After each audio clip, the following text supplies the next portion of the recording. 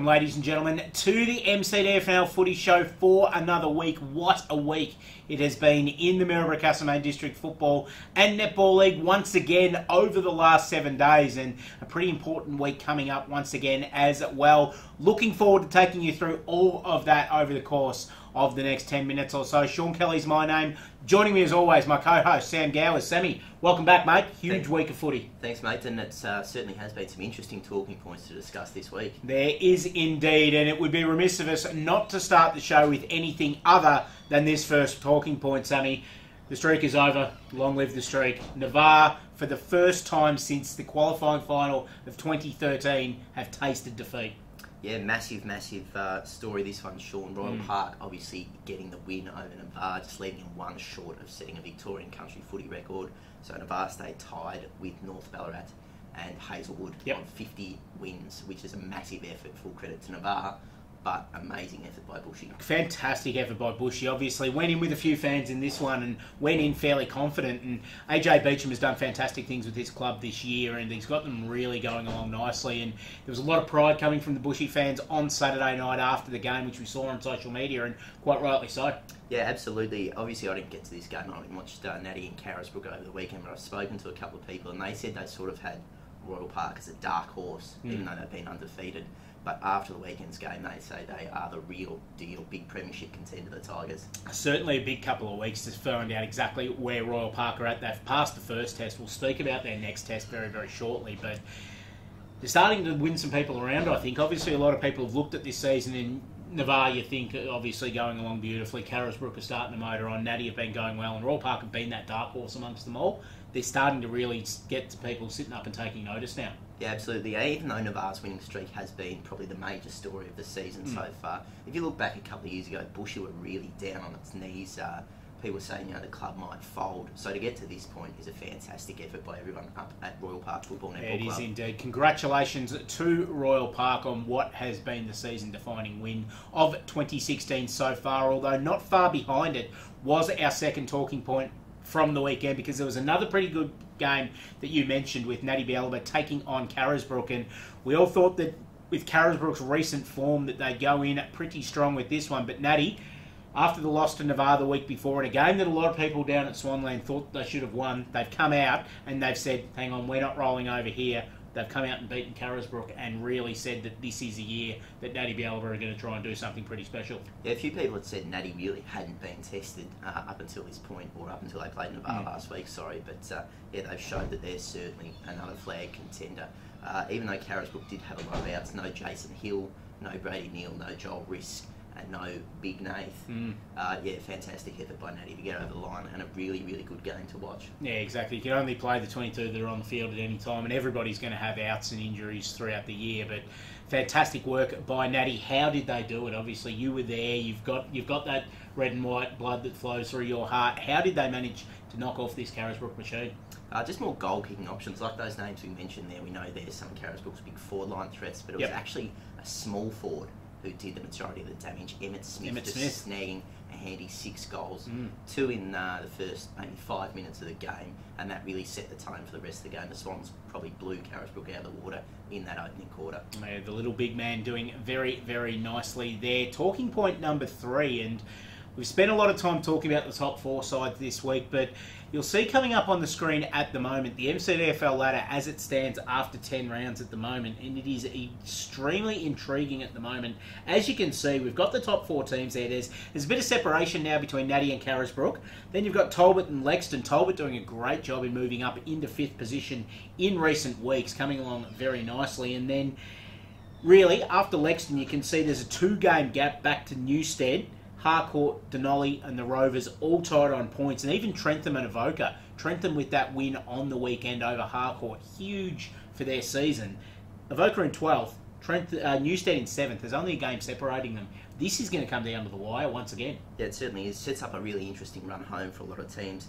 We see 2 sides there, Newstead and Denali, that started the season on fire. Now they're starting to drop off a bit. 2 clubs that didn't start the year so well, Maryborough Rovers and Harcourt, starting to shoot up the ladder. It's going to be interesting those last few rounds of the year just to see who snags those final two ladder positions. And even 5th and 6th, Talbot and Lexton, I suppose that shows what happens when you get on a bit of a hot streak. We know Lexton, we were talking about them falling off the perch a little bit a few weeks ago.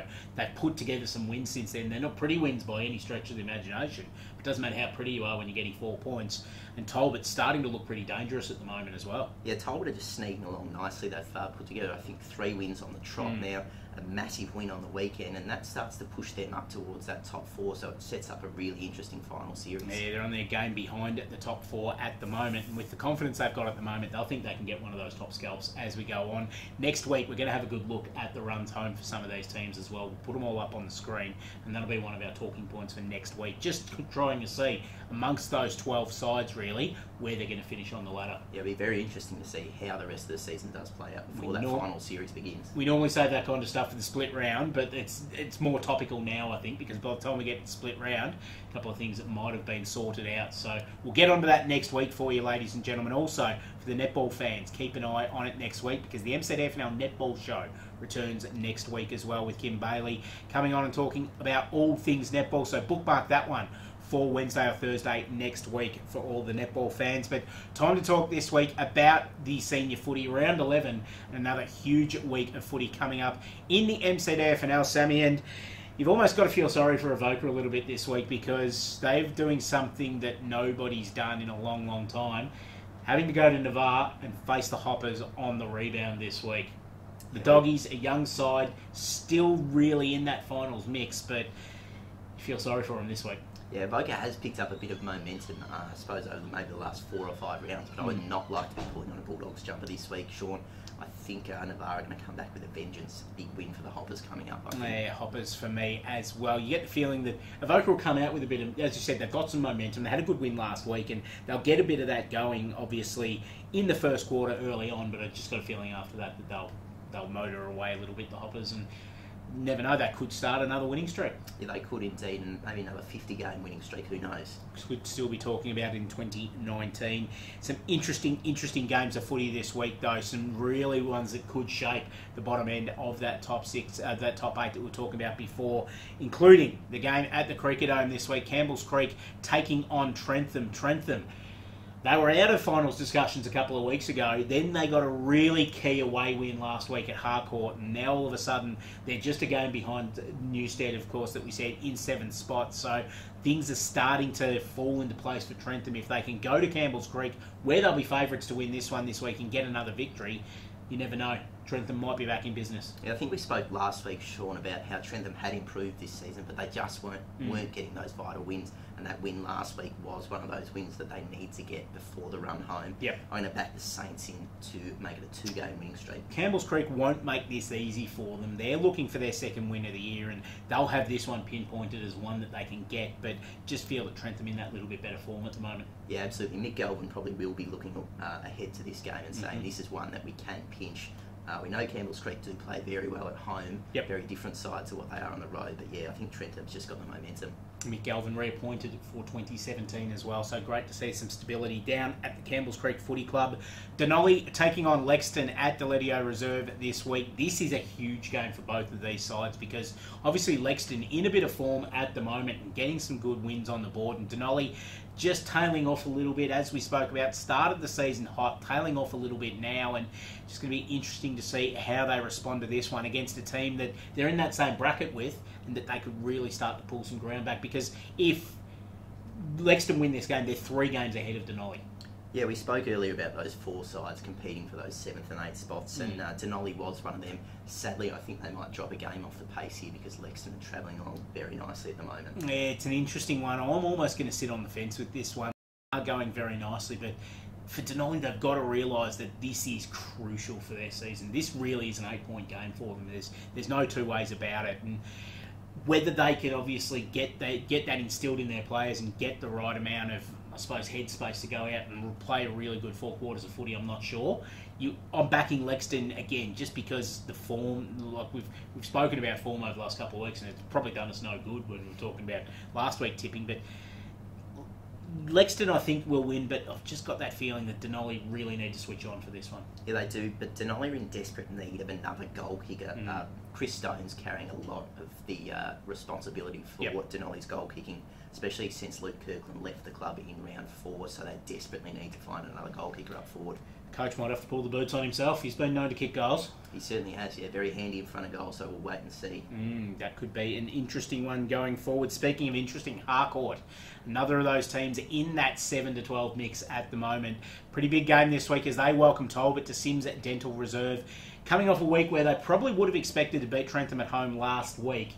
Harcourt will really be looking to rebound hard, but it'll be a tough ask because Talbot, in some form at the moment, had a big win last weekend against Harcourt, as we spoke about, against Denali that we spoke about as well, and really starting to put some impressive football together at the moment. Yeah, they certainly are. We know Sean Smith, and we know it'll be filthy that Harcourt dropped that game to Trentham, but I just can't see them getting over that momentum that Talbot has at the moment. Daniel Romeo doing very nice work in front of goal for Talbot in the past 2 weeks. I think he's booted 11 goals in the last 2 games. So that's going to cover maybe the loss of Trent Barras, who won't pull on the Hawks jumper again this year off overseas, which is a big loss. But I think that form that they've got in the last few weeks should cover his absence. And I suppose that's the one thing they've got that they haven't had in the recent years. They've got that little bit of depth where they will be able to...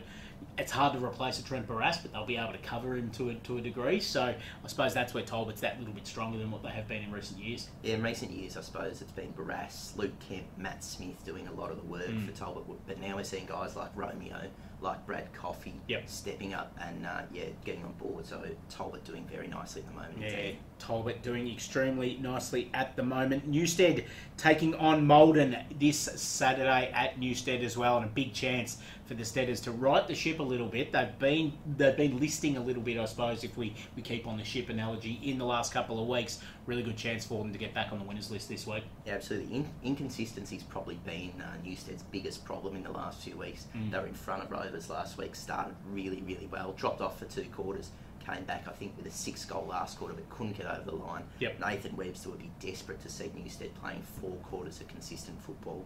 Coming up against a winless Malden, it's a chance for them to do so. Yeah, it is indeed. Newstead looking to get back on the winners list in a big way this week. And of course, the other big Saturday game this week is the match of the round. Royal Park taking on Natty Bialaba, first versus third on the ladder. 1 loss between these two sides for the season. And another game where we're going to learn, I reckon, a lot more about where both of these sides are headed this year. Yeah, absolutely. Obviously, I'm going to tip Natty, but that's just hard overhead stuff there on my behalf, because Royal Park, like we said earlier, people are saying they're the real deal. Plenty of confidence, plenty of momentum. Be a really interesting game. Like I said, Natty, but head over heart. Why I think this is important for Royal Park is obviously a great win last week. Fantastic job beating Navarre. Now, they come back to earth this week. What's going to happen? Obviously, it's a new week. They'll obviously enjoyed the win last week. They'll have enjoyed it on Tuesday night. Knowing AJ Beecham, he'll get their heads back on the game pretty quickly, but it'll just see how that's affected them, that win, where their headspace is at, because they can't afford to drop 5% from where they were last week or they're going to get beaten. So really interesting to see where Royal Park's at. A lot of talk about them being the real deal. They win this week, then I'll put my hand up and say that as well, because how they rebound from last week's win against Navarre, which, yes, season-defining for them, club-defining and everything like that. You get up and beat Natty this week, Royal Park, that's taking the step as well, because then you'll have that same... You won't be letting down in any way. You take on another good side and beat them. I think they can at Hedges Oval. They obviously play the ground very well. Their pre-season campaign was designed for them to peak at this time of year and still be playing really good footy and running other teams off their feet at this time of year. So if they can do that against Natty this week, big tick in my book. Yeah, it should be a really interesting game in terms of tactics, because we know both sides do like to run the ball. Like you said, AJ Beecham put Royal Park through hell in pre-season. Lots of runs, so it'll be interesting to see how they go against the likes of Stevie Ross, Daniel Gifford, maybe Jared Bates, and we'll wait and see if he plays after he's got a hand injury. So yeah, really, really interesting game, this one. Yeah, it will be indeed. I'm going to tip Bushy, you're tipping the Swans, so it'll be interesting to see who will come up on top in that one. And Sunday footy this week as well at Princes Park this weekend. Maryborough Rovers taking on Carisbrook. The Brook will be looking to get back on the winners list, of course, this week, but it's not going to be easy against a Rovers side that are playing some pretty good footy at the moment. Yeah, absolutely. We said Rovers are on the improve in this probably back half of the season. Got a lot of guys back from injury. Joel Radloff's been really important for them. So this is a chance for Rovers to stand up and say, yes, we are a finals contender, or are Carisbrook going to blow them away? Be very interesting to see. Corey Taylor, of course, going to be a big cog in this game coming up against one of his old sides. Yeah, be very interesting indeed. Still plenty of mates and relations that play at Maryborough Rovers, so it'll be interesting to see how Corey goes against his old team indeed. Will be indeed. That's another big week done and dusted in the Maryborough Castlemaine District Football League's footy show. Great to be joining you once again. Sammy, thank you for joining us. Thanks, mate. Glad to be here. Looking forward to seeing you next week and also reading some of your finest in the Maryborough Advertiser every Tuesday and Friday as well. Yeah, plenty of good stuff in there, Sean. Good Looking to forward hear. to seeing your work in the record as well. Big interview, I believe. Yes, there will be a little bit happening in the record this week. Multicultural round, of course, in the MCDFNL. So a couple of things that we've got in space this weekend. We're going to have a look at the multiculturalism of the MCDFNL and have a chat to a couple of people within the league about it. We're going to have a look at the big multicultural luncheon that AFL Goldfields are holding later on in this week. And we've also gone into AFL land and caught up with Jason Johannesson from the Western Bulldogs, of course. Kicked that winning goal against Sydney last week in his first game back, and just had a bit of a chat with him about his heritage and about how he came about playing footy. So keep an eye out for that at the games this weekend, and we look forward to seeing you at the footy this weekend in the Maryborough Castlemaine District Football and Netball League.